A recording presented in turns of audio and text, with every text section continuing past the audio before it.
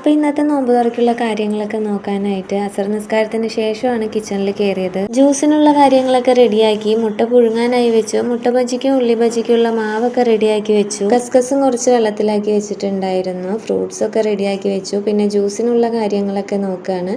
ഇത് ക്യാരറ്റും മിൽക്ക് മെയ്ഡൊക്കെ ചേർത്തിട്ട് നല്ലൊരു അടിപൊളി റിഫ്രഷിങ് ഡ്രിങ്ക് ആണ് കേട്ടോ. മുട്ട പുഴുങ്ങിയതിൻ്റെ തോടൊക്കെ മാറ്റി പിന്നെ നീർദോശയ്ക്കുള്ള അരി അരച്ചെടുത്തു.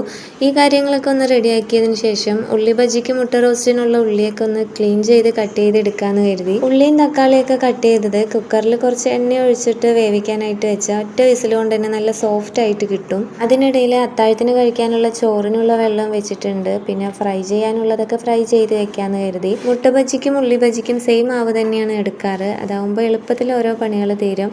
ഇതൊക്കെ ഒന്ന് റെഡിയാക്കി വെച്ചതിന് ശേഷം മുട്ട റോസ്റ്റിനുള്ള ഉള്ളി കൂടി താളിച്ചെടുക്കുന്നുണ്ട്. മല്ലിയിലയും മസാലകളൊക്കെ ചേർത്ത് വഴറ്റി ആവശ്യത്തിനുള്ള ഗ്രേവി ആക്കി മുട്ടയും ചേർത്ത് കൊടുക്കുന്നുണ്ട്.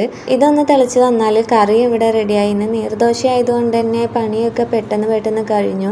കിച്ചൺ ക്ലീനിങ്ങും പാത്രം കഴുകലും ഒക്കെ കഴിഞ്ഞ് നേരെ ടേബിളും അറേഞ്ച് ചെയ്യാനായിട്ട് നിന്നു. ഞങ്ങളുടെ നോമ്പ് തുറ എപ്പോഴും സിമ്പിൾ ആയിരിക്കും. അധികം പലഹാരങ്ങളോ ഫ്രൂട്ട്സോ ഒന്നും നിരത്തി വെക്കാറില്ല. ഇത് തന്നെ ബാലൻസ് ആവാറാണ് പതിവ്. അങ്ങനെ മക്കളുടെ കൂടെ ഇന്നത്തെ നോമ്പും തുറന്നു. അൽഹംദുലില്ലാ ഇന്നത്തെ നോമ്പും റാഹത്തായി. വെള്ളവും ജ്യൂസൊക്കെ കുടിക്കുമ്പോൾ തന്നെ വയറും മനസ്സും ഒരുപോലെ നിറയും.